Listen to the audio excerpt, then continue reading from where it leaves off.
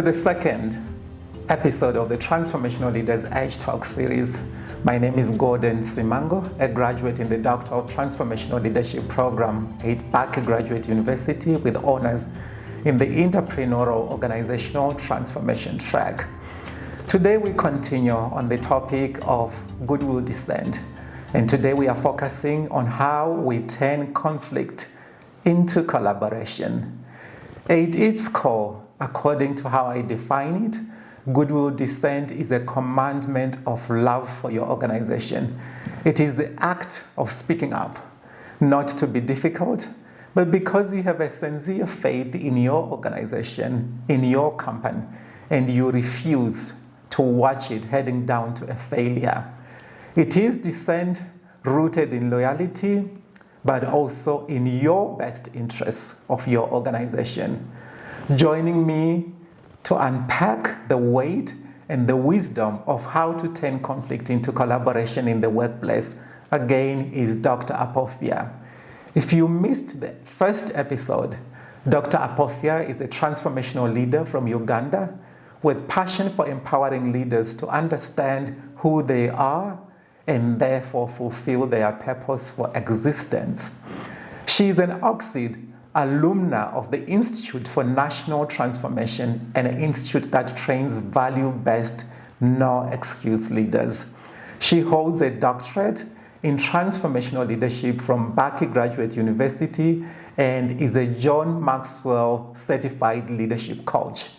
She is faculty in several universities across Africa and the United States, spending time to contribute to development of a cadre of transformational leaders who will trigger development at different organizational levels. Dr. Apofia, let's start today by looking at a case study, a really work-life scenario. The case study we are looking at today is what I would call a product launch pivot. So here is the case study. An employee, Sarah, realizes that the new marketing campaign for a major product launch is unintentionally offensive to a specific cultural audience. On the other hand, her manager, Benson, is under immense pressure to launch the product by Friday and has already spent $50,000 US on this campaign. And here's the hard part of it. If Sarah speaks up, she risks delaying the launch and costing the company money. And if she doesn't, she risks a massive PR disaster and brand damage to the company. And Dr. Apofia, we have this scenario with Sarah and Benson. It is a classic ticking clock situation. Sarah sees a disaster and Benson is focused on the deadline. If Sarah approaches Benson and says this campaign is insensitive and we need to stop, how is Benson likely to react, Dr. Apofia? Sarah is caught between the proverbial rock and hard place. Do I do this and there is disaster here? Do I do that and there is disaster there? But this case exhibits a good one for teamwork and collaboration, and how the dynamics within a team can come into play for the good or for the bad, depending on how we react. Sarah's approach is likely to go one of two ways, depending on how Benson is wired to take dissent, be it polite or not. It matters a lot the emotional state of the one who is receiving the message and their level of maturity as a leader. Because of the language used and the pressure, he may very likely go into a defense mode. He hears negative criticism of his approach. He may take it as an attack on his ability to read situations, on his ability to lead, on his ability to deliver on his goals. It does not stop at that. He also picks up the threat to his deadline. There is money at stake. He thinks of the investment and the expected returns. By her approach, Sarah is not triggering a discussion. We see her delivering a verdict, a conclusion. Is saying it is done. Her form of delivery is a roadblock, and she's likely to be seen as an antagonist. This is where the goodwill part of dissent gets lost in the delivery. She has goodwill, yes, assumedly, but her delivery is wanting. She needs to look at her delivery. Oh, thank you, Dr. Apophia. There is an issue of maturity, but there is also an issue on the delivery itself. And let's try and dissect this, Dr. Apophia. How then do we bridge this? How should Sarah frame her feedback to ensure Benson knows she is on his side? She could try the sandwich method of communication. How we sandwich the not so palatable to make it acceptable. We start with the good. What is it that is going well? Because she shouldn't come on as only seeing the negative and hooking into the negative. She is also seeing the good and is bringing it forward. And when she begins with the good, this sets the tone. It communicates that I am seeing the good, I am appreciating the value that has already been added, I'm appreciating the value that has already been delivered. It is only then that she introduces what she sees as an issue. She tables it as a speed hump. You know, when you're driving, you're cruising, and there's a hump, you slow down, and you see how to negotiate the hump. So she tables it as a speed hump that may need analysis, not as a foregone, done conclusion. Some detail that may derail the great achievement. She's bringing in as noticed a detail that may derail the great achievements that have already been bagged. She explains how addressing it would enhance achievement of the shared goal. She paints a picture of the good that would be added to what is already being done if this is addressed.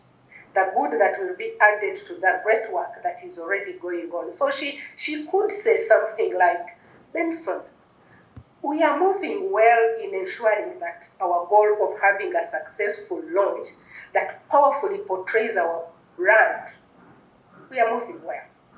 Our preparations are moving really well, and we are engaging well with our partners, and this is great. However, there is something in our material that might trigger a cultural backlash, and it could potentially hurt us. Do you have some time so that I walk you through what I am seeing? I believe we could build powerfully on what we have already achieved if we tweak this matter slightly to align with the cultural beliefs of our target audience. Saying it somehow, something like that, may receive a positive response from Benson. So her approach here would not be taken as an attack by him. It is a move to enhance and strengthen the delivery of our goal. And she has left a door open because she's making a suggestion. Do you have time? She's leaving a door open for him to say, yes, Sarah, I have time to talk with you to discuss this, or to say, I don't want to discuss this. She leaves it up to him. And that would be a good way. Oh, thank you, Dr. Apophia. You say that it's the approach and also it's the delivery.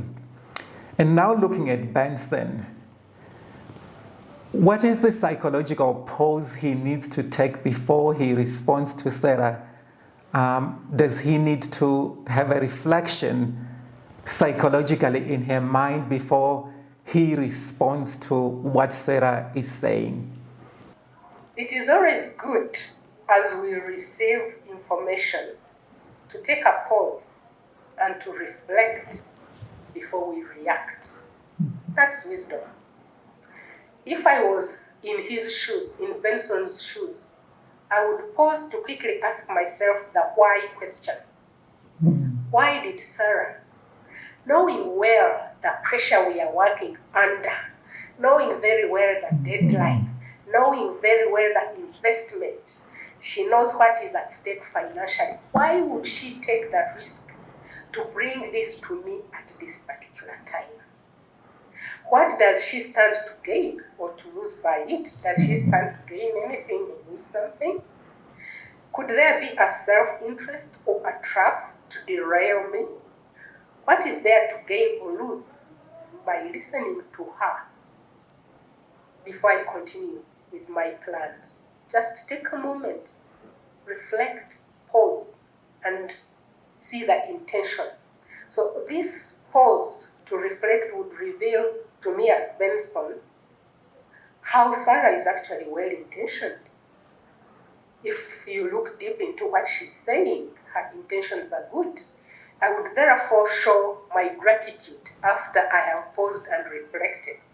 Ensure that she's comfortable to talk and invite her to walk me through her observations.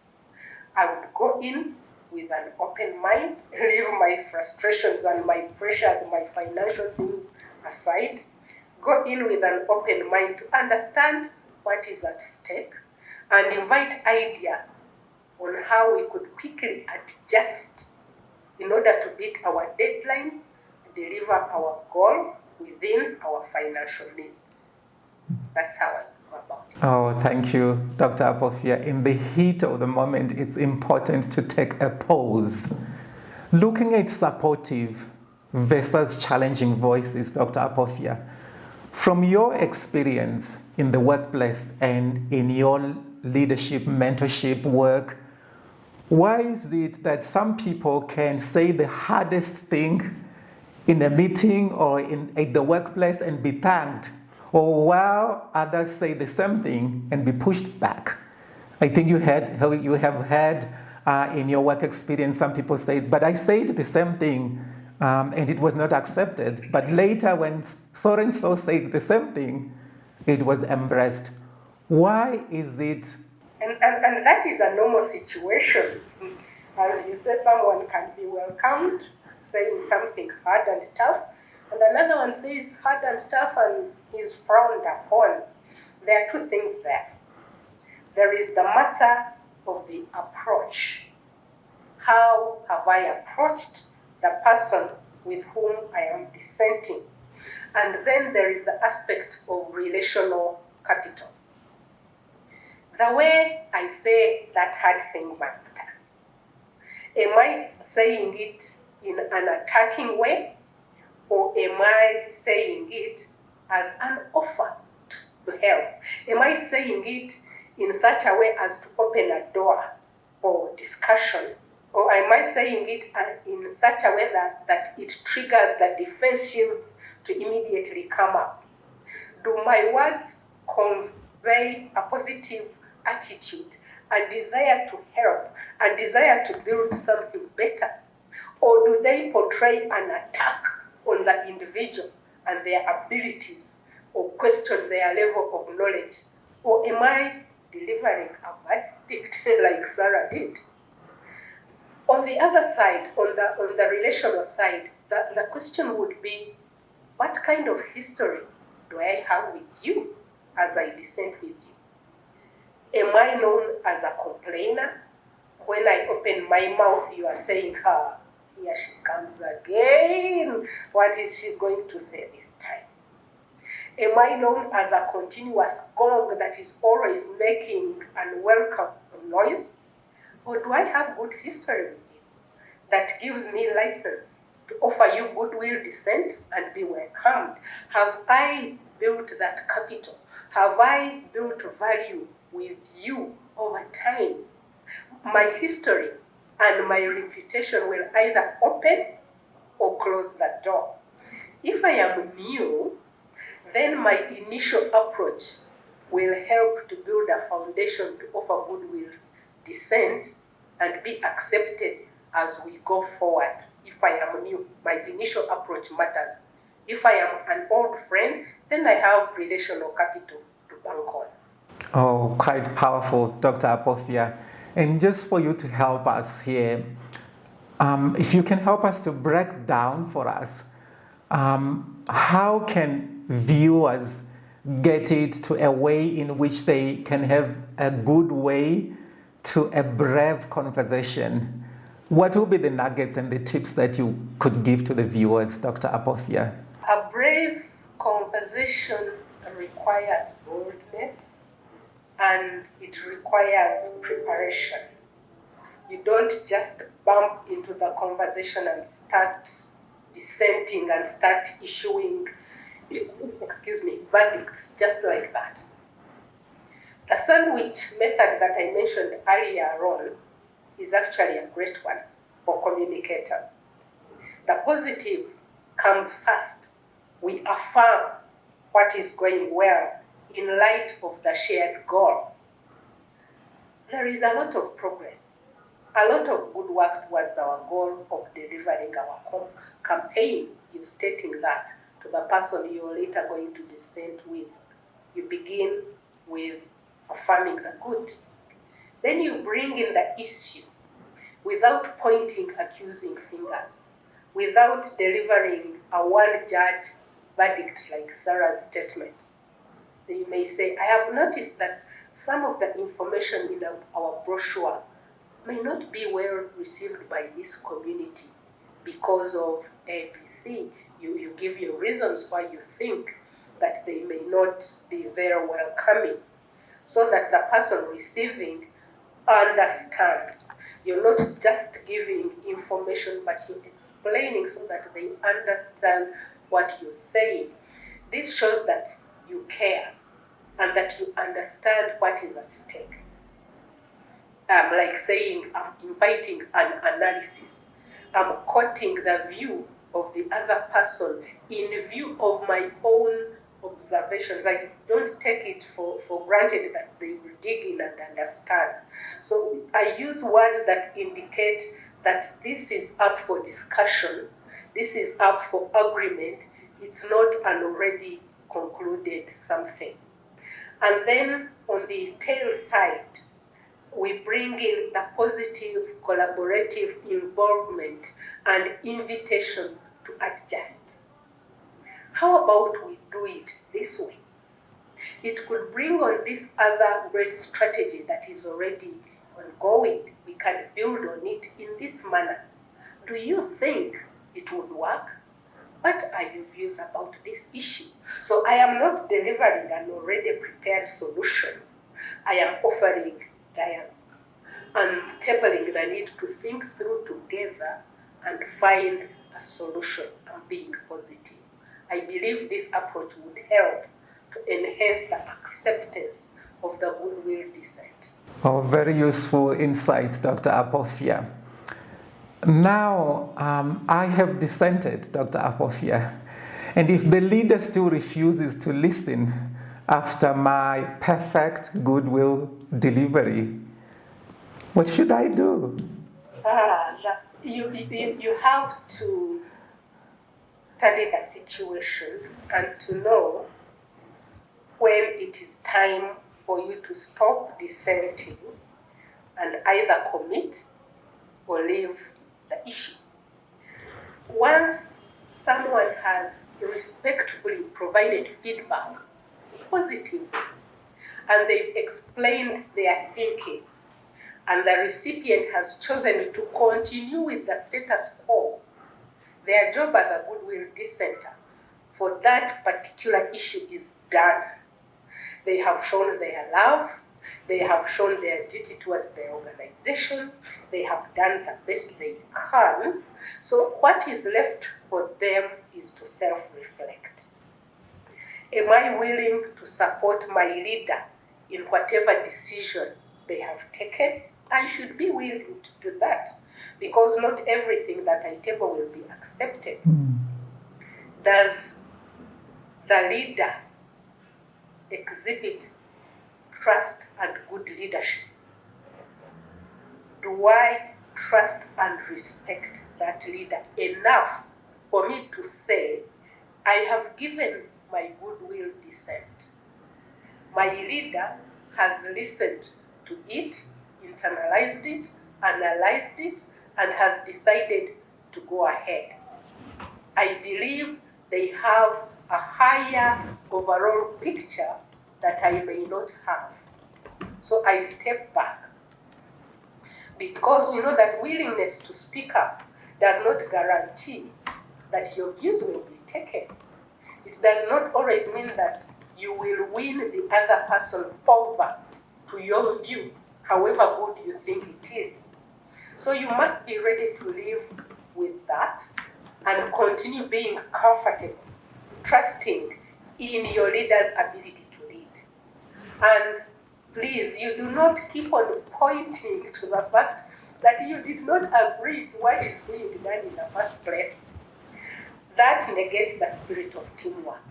You can't keep on saying, I told you.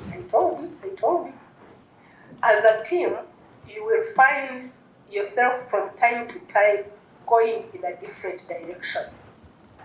You did not think was best. Your team is going ahead with something you did not think was best for the team.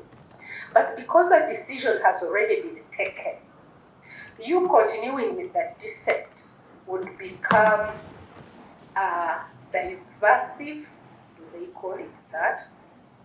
Divisive point. At that point, you stop dissenting. You don't divide your team. And you choose to give it your best, regardless of what position your leader has taken. Oh, that is wisdom. That is wisdom, Dr. Apofia. Integrity means that you still speak up, and it doesn't necessarily mean that you will win an argument and that everything that you will say will be taken up. They may see it, they may not see it, but trust in them, trust in their leadership and their ability to lead. If you found value in today's conversation, please like, subscribe, and share. And also share your views in the comment section below. And let's keep the discussion going on. If you are interested in an organizational assessment or developing systems in relation to the issues we discuss here, feel free to write to findingexcellence@ehp@yahoo.com. I am Gordon Simango. Thank you.